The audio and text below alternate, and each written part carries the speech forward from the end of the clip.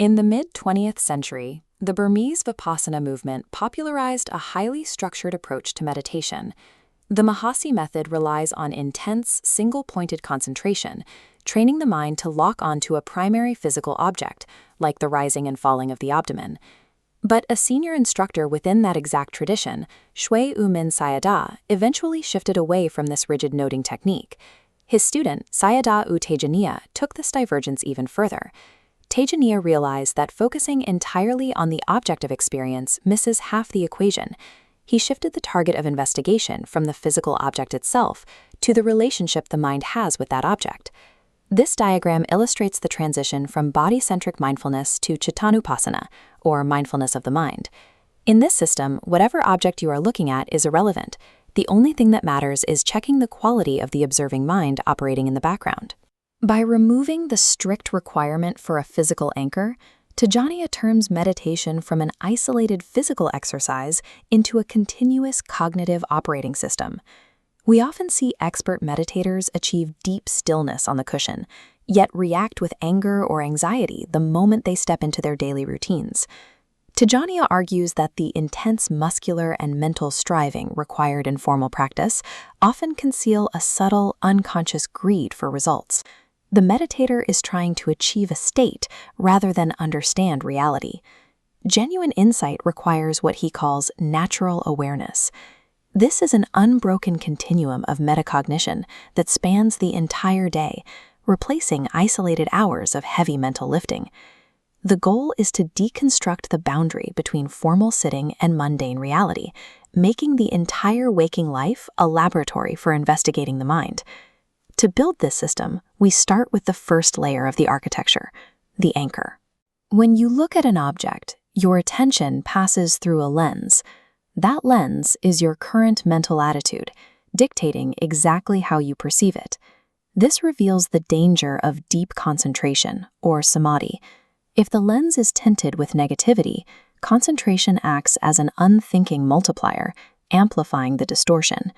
Think of a meditator focusing deeply on a physical pain in their knee, but harboring a subtle desire for that pain to stop.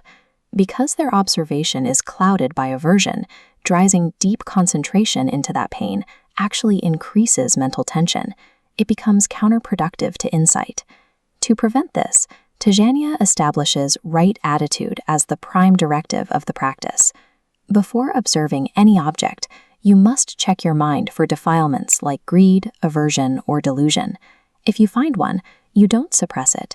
It is far more useful to recognize a wrong attitude than to artificially force a right one. Acknowledging that you are dissatisfied neutralizes the power of the dissatisfaction. The hindrance itself simply becomes the new object of study. Concentration without wisdom builds tension. Continuous awareness, guided by right attitude, creates the conditions for actual liberation. This leads to the second layer of the framework, the energy state. If we plot effort over time, episodic retreat meditation produces a jagged wave of intense effort followed by exhaustion. Tejaniya advocates for a flat, continuous wave of low-grade energy. This approach comes from his pre-monastic background. For decades, Tejaniya managed a family textile business, navigating a highly competitive market. He discovered that a chaotic life is an ideal environment for studying the mind, because it triggers defilements far more frequently than a silent forest. During several severe bouts of clinical depression, he found that applying rigid, traditional concentration techniques under intense psychological distress failed entirely. Those failures forced him to rely on gentle investigation. He replaced muscular mental force with a relaxed perseverance. But relaxation has its own pitfalls. One student followed the instruction to not follow and not resist his thoughts, and ended up repeatedly falling asleep on his meditation cushion. Tejaniya diagnosed the problem. The student lacked active interest. Without curiosity about what the mind is doing, relaxation simply becomes lethargy. The practical application of this balanced energy state is clear in his instructions for walking meditation. Instead of a slow, segmented crawl, you walk at a completely normal, everyday pace. If your awareness cannot survive the normal velocity of your daily life, the contemplative system is fragile and unusable in the real world. The final layer of the framework is the investigation protocol, or Dhamma Vichaya. Meditators often fall into a standard psychotherapeutic trap when a strong emotion arises. They ask themselves, "Why am I angry?" Asking why forces the mind into conceptual, external narratives, feeding both your ego and the anger itself. Tejaniya offers a correction. Instead of asking why, ask, "What do I know that is telling me I am angry?" This forces immediate interoception. Attention redirects from external stories to raw physiological sensations, a tight chest, heat in the face, and specific thoughts occurring in real time. Through this shift, mind states are observed as impersonal, natural causal processes, rather than personal identities or moral failings. Consider the case of a Czech yogi who was practicing this exact framework while driving a car through heavy traffic. He experienced a sudden surge of anger over a past conversation. Instead of following the story, he applied the protocol and checked his mental attitude. By observing the anger strictly as a natural object, the defilement dissolved instantly. He did this without disrupting the complex cognitive task of driving. When you abandon the conceptual narrative and track the raw phenomena, the system functions autonomously, even under heavy cognitive load. Looking at the completed architecture, we can see how the anchor, the energy state, and the investigation protocol interact dynamically. They culminate in the ultimate maxim of the Shui Umin tradition: awareness alone is not enough. There is a strict division of labor within the mind. Awareness simply collects the raw data. It is wisdom that actually uproots the defilement.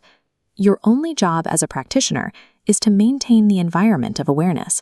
You cannot force wisdom to arrive on schedule. Insight arises autonomously, but only when the observing mind has been cleared of both the greed for a result and the resistance to reality. Tejaniya compares this to collecting gold dust. You gather tiny, seemingly insignificant moments of awareness throughout your normal day. One moment of noticing a tense shoulder, another moment of recognizing an irritated thought. These discrete instances of low-energy awareness accumulate, building an unstoppable cognitive momentum. This is how you transition from an intellectual understanding of the mind to experiential wisdom, the direct, real-time realization of cause and effect. Tejaniya's system demonstrates that liberation is not a task of escaping the world. It is the task of re-engineering how we observe it. When the boundary between meditation and life is finally erased, the Dhamma operates perfectly, not as a mystical event, but as the natural law of a clarified mind.